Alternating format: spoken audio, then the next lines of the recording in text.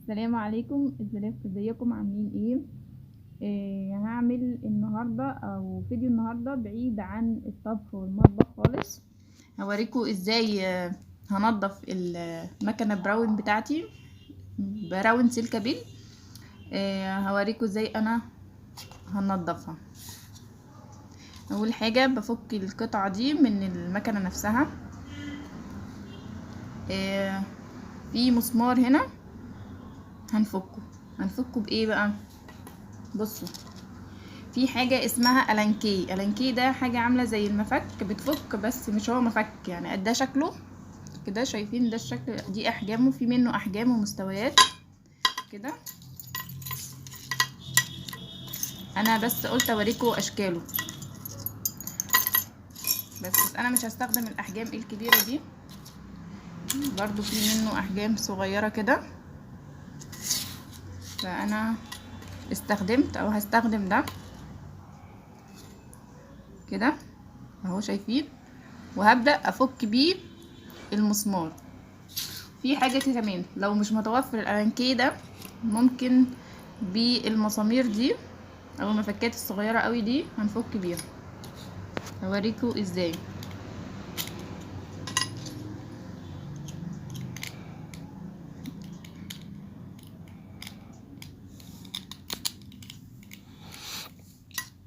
كده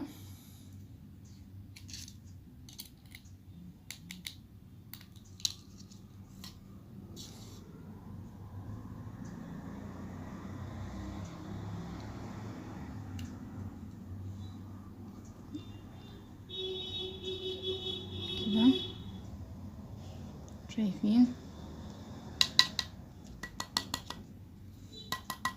المكنه دي انا من ساعه ما جبتها ما نضفتهاش خالص، يعني بقالها 8 سنين ما اتنضفتش. انت المفروض كل شهر مثلا تنضفيها، كل شهرين 3. هي لولا ما وقفت معايا ما كنتش هنضفها. فكنت خايفة افتحها تبوظ، فزوجي هو اللي ساعدني في فتحها، قال لي او عرفني ازاي. ما كنتش اعرف يعني ايه الانكي ولا الكلام ده. بس فبصوا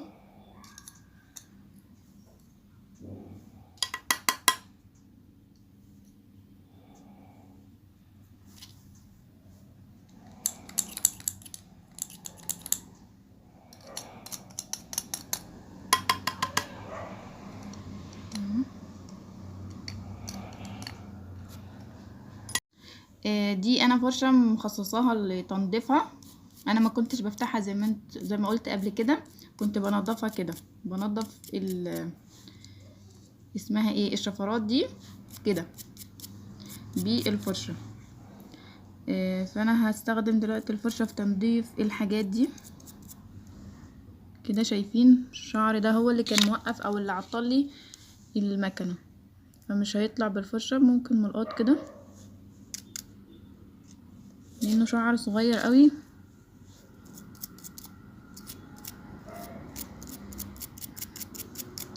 بس انا يعني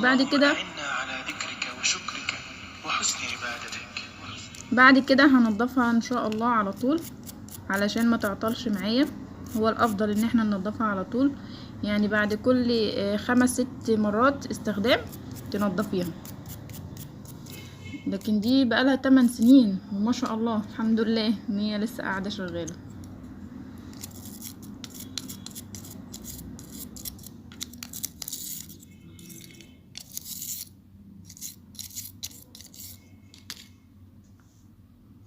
كده.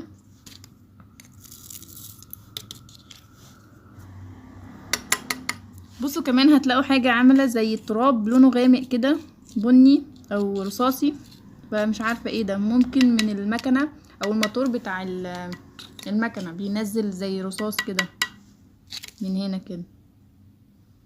اهم حاجه احنا ننضفها زي ما قلت كده بالفرشه، واللي مش هيطلع بفرشه نطلعه بملقاط كده. اهو بصوا في شعر جوه، داخل جوه المكنه قوي. شايفين بعد ما نضفتها هبدأ اركبها زي كده. الناحية اللي بتركب على طول بيبقى فيها مجرى فبتدخل على طول زي كده، شايفين بتخرج وتطلع على طول. لكن لو هتركبيها غلط هتعصلج معاكي زي كده، بصوا مش هترضى تركب اهي. فعلشان تعرفي الطريقة الصحيحة للتركيب ان انتي بتدخليها كده على طول، شايفين تدخل على طول معاكي. بعدين ببدأ اقفلها زي ما كانت، بركب الغطا اللي انتوا شايفينه ده واركب المسمار وبقفلها وبرجعها وبرجع كل حاجة لمكانها زي كده.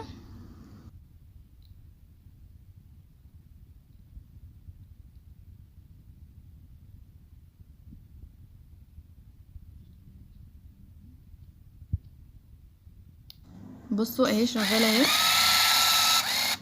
مستوى تاني.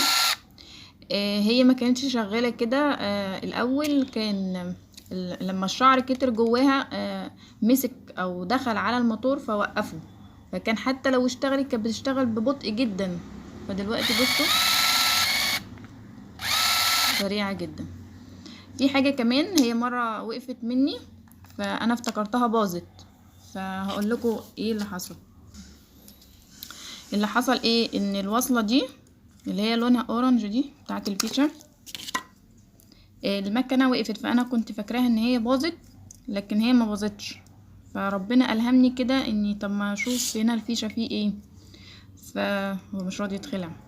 شايفين الوصلة دي اهي شكلها عامة، اللي هي المكنة بتيجي بالشكل ده وبيبقى ليها وصلة للفيشة، فهي دي اللي كانت طلعت بايظة. هي كان لونها ابيض ففكرت اغيرها، فلما غيرتها فعلا كان العيب في ان الوصلة دي هي اللي ايه بايظة بس، واشتغلت زي الفل معايا الحمد لله.